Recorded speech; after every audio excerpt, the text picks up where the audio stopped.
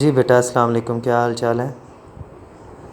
मेरे बच्चे, ऐसा है कि हम लोग कर रहे हैं आज क्वेश्चन नंबर 6। चूँकि क्वेश्चन नंबर 5 आपने कल अटैम्प्ट कर लिया होगा, 6 मैंने दिया था घर से करने के लिए। अब मैं इसको रिपीट करवा रहा हूँ, 6 को।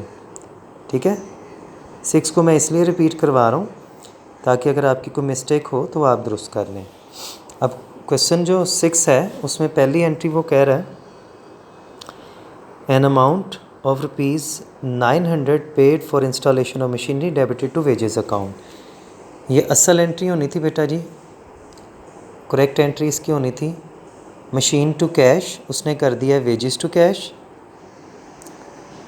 ठीक है, उसने गलती से कर दिया वेजेस टू कैश, होनी थी machine to cash. Cash cash से कैंसिल हो जाएगा, मशीन अपनी असली जगह पर आ जाएगी। वेजेस गलती से डेबिट हुई थी तो अब क्रेडिट होके ख़त्म हो जाएगी। उसके बाद वो कह रहा है बेटा दूसरी एंट्री में कि salaries paid 950 were debited to salaries account as 590। तो ये एंट्री होनी है सैलरीज टू सस्पेंस, और ये अंडर कास्ट हुआ है क्योंकि सैलरी के अकाउंट में 950 लिखना था, तो सैलरी पेड है तो एक्सपेंस है। सैलरी ने होना था डेबिट 950 से, वो कर दिया है आप लोगों ने 590 से। तो जितने कम पैसों से इसको डेबिट किया उतने पैसों से इसको डेबिट कर दें सस्पेंस के साथ। ठीक है बेटे, उसके बाद आ जाती है entry goods sold to X and Y 9000 debited to Y Z. जी, ये आपने करनी है, असल एंट्री करनी थी एक्स वाई टू सेल, कर दिया है Y Z to sale. Sale sale से कैंसिल, एक्स वाई अपनी असली जगह पर, वाई जेड गलती से डेबिट हुई थी, क्रेडिट करके ख़त्म। इसी तरह से नेक्स्ट क्वेश्चन में, नेक्स्ट एंट्री में आपको वो कह रहा होगा कि ट्रेड एक्सपेंस टूट जाएगी बेटा, trade expense 180 posted in the laser.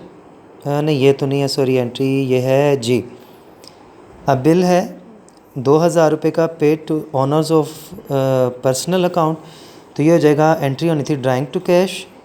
ठीक है, ये कर दिया trade expense to cash, cash cash से कैंसिल, ये हो जाएगी ड्राइंग टू ट्रेड एक्सपेंस। उसके बाद कहता है बेटा एक बिल था 2000 का, पेड, ये नहीं, ₹300 receive from A whose account already been return of has bad. ठीक है, तो ये एंट्री ज़रा कॉम्प्लिकेटेड होती है, इसको यूँ करते हैं। देखें, ए से हमने पैसे लेने थे लेकिन ए ने अपना अकाउंट कर दिया बैड डेट, तो एंट्री हो गई बैड डेट टू ए। लेकिन कुछ दिनों के बाद पता चला कि उससे कैश वापस आ गया है, तो एंट्री हो जानी थी cash account to bad debt recover.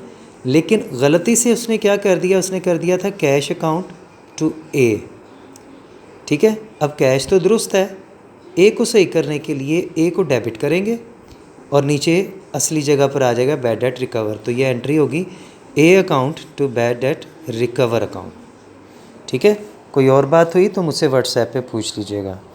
उसके बाद वो कहते हैं जी गुड्स परचेज 4200 की आरिफ रिकॉर्डेड इन सेल बुक्स। की परचेज़ है और कर दिया सेल, तो ये करनी थी परचेजेस टू आरिफ, तो गलती से कर दिया आरिफ टू सेल।